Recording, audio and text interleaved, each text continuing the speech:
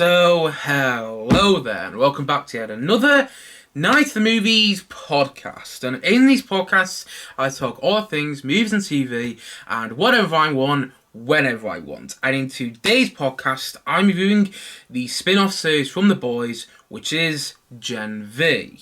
But before I do that, I should say what's the start of every podcast I do, which is, if you are watching this podcast on YouTube, hello to my viewers, but prefer to listen to your podcast on Spotify, well, you are in luck, as you can also listen to this podcast on Spotify at Night of the Movies on that platform. And if you are already listening to me on Spotify, hello there to you podcast listeners, then you can also check this podcast out visually on my YouTube channel at Night of the Movies on that platform as well. Likewise, wherever you may be watching or listening to this podcast, don't forget to like and subscribe if you enjoy the podcast, of course, and leave me with some feedback on things to improve on in future podcasts, because there's always things to improve on, and feedback is, as ever, much appreciated.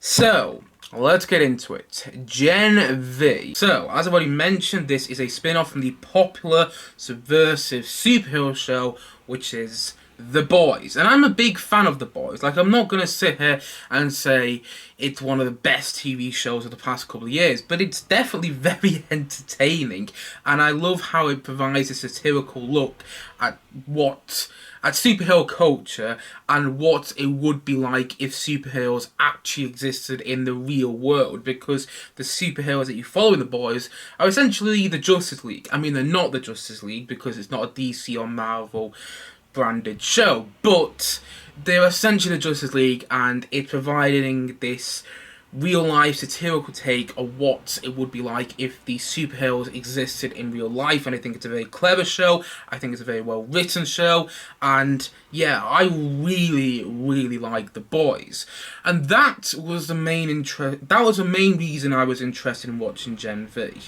because I must admit, I wasn't really a fan of the trailers, and I didn't really like the marketing overall. None of it really grabbed my interest. And the thing that did grab my interest is when I heard that it was a spin-off from The Boys. Because then I thought, oh, maybe something's going to happen in the show that'll be important for the next season of The Boys, for The Boys Season 4, so I better catch up on it just in case. Is it Season 4 of The Boys which is going to be next? Yeah, it is. Season 3 came out last year, if I remember correctly. So I was thinking, okay, yeah, I need to watch the show in case anything important happens in it that becomes significant in the next season of The Boys. And I also got more interested in watching the show, though, when it started airing about a month ago now, and there was a lot of people saying great things about it. A lot of people I follow on YouTube, on social media and whatnot, saying some really great things about Gen V. Got a lot of great critical reviews as well. And so I thought, let's check out this show. Let's see what the fuss is all about, because I will watch it in the end no matter what, because it probably will be important for the next season of The Boys, and I'm a big fan of The Boys, and I want to see what the spin-off's like, and I'm hearing some great things about it too. So I finally checked out this show, and the Google plot synopsis for the series goes as follows. The show follows the lives of hormonal competitive superheroes as they put their physical, sexual, and moral boundaries to the test. And that's pretty much everything you need to know about the series before you watch it. And here are my thoughts about Gen V. I like the show. I think it's entertaining. I don't think it's nearly as good as The Boys, and I don't think it's well written as The Boys, and I think it's got a lot of problems, and it's not as compelling and as engaging as it could be, but there is a lot to admire. There is some really great moments in there. The series overall isn't great. It's almost great, but it's not great, and I'll get on to why a bit later in this podcast. But it got some great moments, and when the mystery about what's happening at this school begins to be revealed, I got more into the show. I got more invested in what was going on. Because I must admit, I struggled, and I mean struggled, with the first 3 episodes of this series. I kept pushing myself through, going, eventually this might become important in the next season of The Boys, so keep going, okay, keep going. But I really struggled with those first 3 episodes. I didn't find any of it engaging or particularly well written or well directed either. I think that at times this series has some shoddy direction.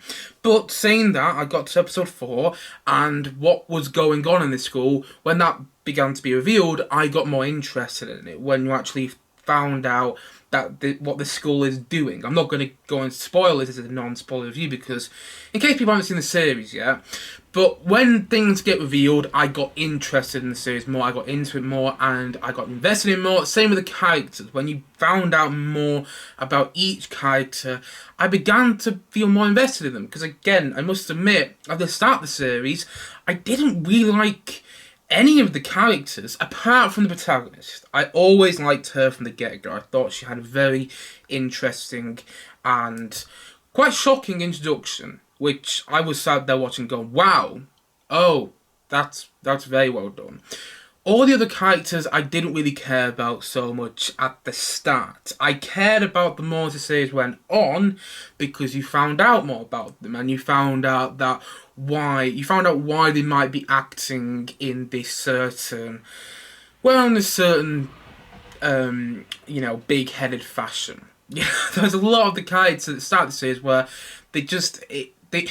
I was watching them and I felt like they were all self-absorbed for the most part, and then you find out why as the series goes on, but I struggled to latch onto any of the characters, again, apart from the protagonist, from the get-go, and that's never a good thing. But that being said, I did latch onto the characters as the series went on, and there is a lot to like in the series. It's still got all those ingredients of The Boys.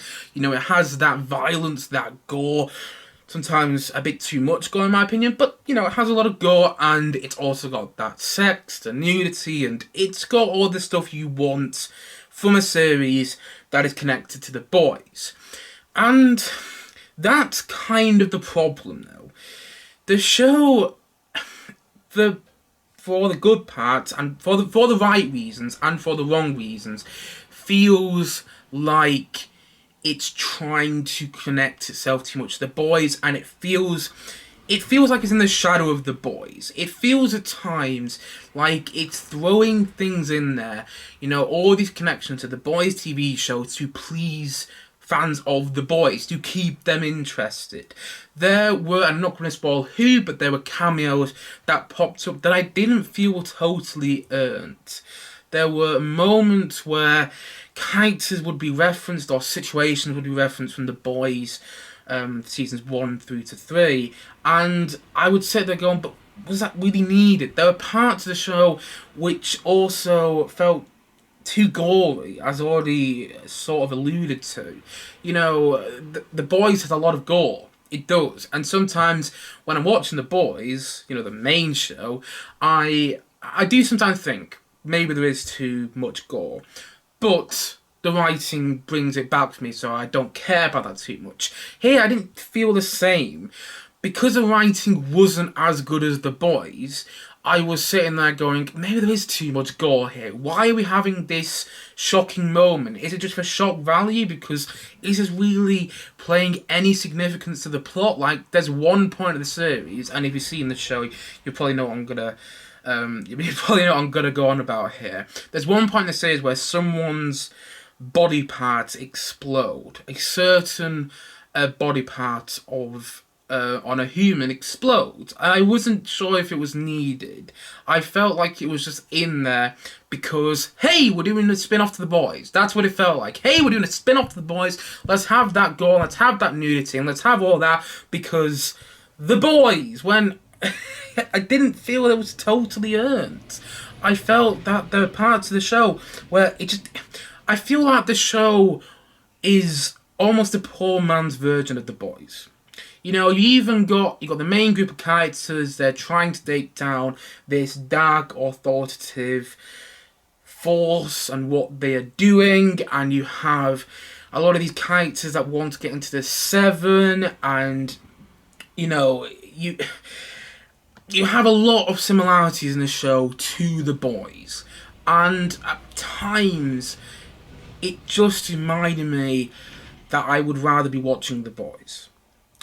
Because it feels like it's trying to riff on all those plot lines from The Boys, and I mean, how many times am I going to say The Boys in this podcast today? But no, it feels like it's riffing off all those plotlines from The Boys, and I'm not sure if it needed to, and I would have liked it to be more of its own thing, then connect to The Boys at the end instead of connecting from the get-go.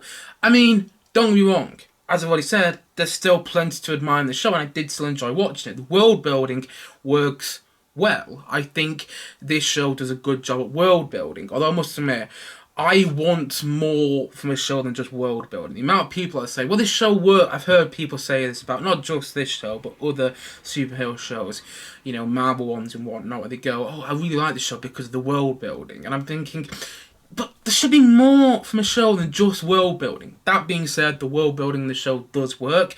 And, as I've already said, I got into the characters more as the series went on. And I also really liked how the series approached this non-binary character, this non-binary superhero. And I think that works really well and is one of the highlights for me in this series.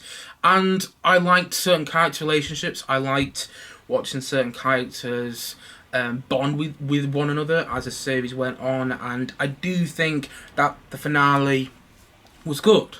I thought the show delivered a solid finale. Now, I'm not going to say the finale is brilliant. It left me with more questions than I hoped it would do, but I like the finale, and it sets up The Boys Season 4 as I thought it would.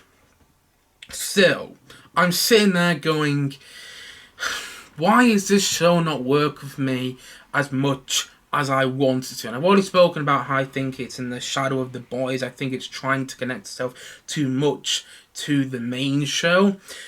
But also, I think that the other big issue for me with Gen V is the heart. I don't feel this show has much of a heart as The Boys does. You know, and by the way, I'm comparing a lot to The Boys in this series. I'm comparing this series a lot to The Boys, but it's a spin-off, so that's what I'm going to do. You know, say what about The Boys, and I think a lot of people might be going, really, you think The Boys has heart? Yes, it does. It has a dark heart, and a very strange heart at that, but there is a heart at the centre of that show in many of the character relationships. You don't necessarily get that, at least as much, in this series. It does have a heart, but it doesn't shine through as much. And I didn't really care about the characters much because I don't think the show has as much of a heart as it should do. And another problem I have with this series was the directing. There's some episodes which are really well directed. I think it was episode 4 or 5 that I sat there and went, yes, that director, whoever did that, should have done episodes 1 and 2. Got me into the series more, because I did feel that the first couple of episodes were not that well directed. I mean, it's difficult to direct anything in the superhero genre, period. But there are some good superhero directors out there. I'm not saying they would have come to this show. It felt like the director, though, in the first couple episodes hadn't directed anything in the superhero genre before, and this was their first time. I don't know who it was, and you know, I understand it's very difficult to direct anything in the superhero genre, as I've already said, but still, there were some episodes in the series, particularly the first 2 episodes, which I didn't feel had the best direction, the best execution. The writing was there, and the ingredients were there for a good show, but I felt that the execution wasn't totally there, and the series wasn't as compelling as I hoped it would be, wasn't as engaging as I hoped it would be, and it left me feeling a little underwhelmed overall. Again, there's a lot to enjoy in this series. There is a lot to enjoy, and if you're a fan of The Boys, I would recommend watching the show. You may get more out. I can't even speak. You may get more out of it than I have, and I did end up really enjoying watching these characters. I think the performances from the main group, from the main cast, are all good. I must admit, and I don't really like, you know, contrary to what I've done in the past, I don't really like criticising performances.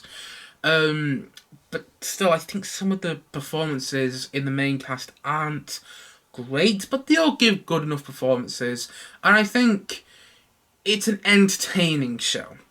It's just not The Boys, and I think it suffers for that. I think it kept in the shadow of The Boys. It doesn't have the same dark heart as The Boys has, and it isn't as compelling and as engaging. It doesn't leave you that leftover taste that The Boys does. That leftover affection, should I say, that lasting affection that The Boys does. And I think that's ultimately why it fell short for me overall, although I did still like it. And so, all in all, I'm going to say that Gen V, I'm going to say that it's a 7 out of 10. You know, I've said a lot of bad things about this series and this. I've given this series a lot of criticism. That being said, I did enjoy it though, and I don't want to take that away because although I don't think it's by far and away one of the best TV shows of 2023, I did watch all 8 episodes, and I got to episode 4, and I felt that the series really picked up, and I do think it's an enjoyable and entertaining show to watch. I just wish it had that same lasting effect that The Boys does, though, you know. And it did make me think quite a few times, oh, The Boys is a great show, but this isn't it. It feels like a poor man's version of The Boys. And I hate to say that because the series is clearly well produced. And I can see why a lot of people would like it. And if you do like it, that's great. I mean, if you love it, I should say, because I do enjoy the series. So if you do love it, that's awesome. I don't want to take it away from you.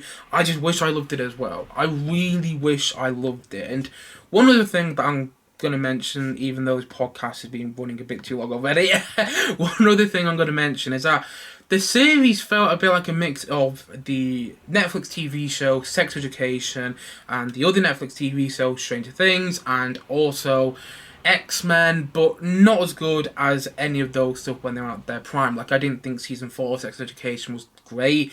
I didn't love season 3 of Stranger Things, and there's some X-Men movies which I straight up just don't like, but there's some X-Men movies I adore to pieces. Love X-Men First Class, love X-Men Days of Future Past, and I remember really enjoying X-Men 2 and the first X-Men film, and I really loved the first 3 seasons of Sex Education, and I loved seasons 1 and 2 and seasons 4 of Stranger Things.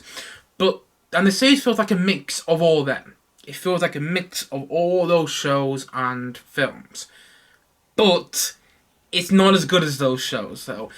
And again, it made me want to watch those other shows and films instead. You know, there were times when I was thinking, oh, this is a bit like Stranger Things. Except you've got no Winona Ryder, no David Harbour to make it feel more real. I think the addition of adults does change quite a few things in this series, because they're all meant, in this series, in Gen V, they're all meant to be teenagers, or, you know, going into adulthood. They're not meant to be adults just yet. And so when they're finding out all these things and they're getting into these quite dangerous situations, at times it feels inconsequential. And again, you know, I might get to The Boys season 4 and me feeling that the series is inconsequential will be completely debunked, because everything in this series might be more consequential, but I'm just not feeling that right now. I watched the last episode this morning and I felt that I just felt it could have been better. I felt that the ingredients were there, but the final thing we got wasn't the best. And I didn't feel that a lot of the stuff that it did to connect itself with The Boys was totally earned either. Still, I enjoyed the show and I'm happy I watched it. And as I already said, if you're a fan of The Boys, I would recommend watching the show. And if you're a fan of shows like Sex Education, I would recommend watching this show as well.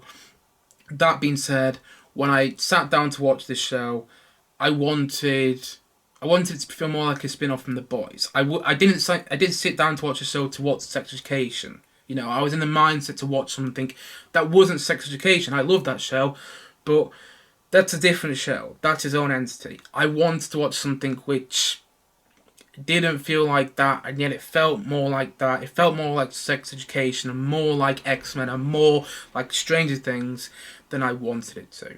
Still, as what he said quite a few times in this podcast, I did enjoy the show. I just think it could have been better, and I think it suffers in the shadow of The Boys overall. And so, all in all, I'm going to say Gen V, I'm going to say once more that it's a 7 out of 10 from me.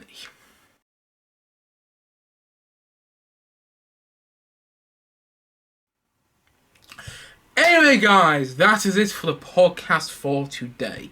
If you have seen Gen V, then let me know your thoughts on it in the comment section below. Maybe you loved it, and if you did, that is awesome. And let me know why in the comment section below, and maybe feel some to me, though. And if you do, let me know why as well in the comment section below, because I'd love to hear people's thoughts on this series as a whole. Anyway, guys, thank you as always for watching or listening to this podcast. And if you haven't yet, please don't forget to like and subscribe, because it really does mean the world to me. So yeah, like and subscribe on this podcast, and look forward to many more podcasts coming very, very soon on this channel. As what I said, thank you as always for watching or listening to the podcast, and I suppose this is it. So I will see you guys again soon, but bye for now. Bye.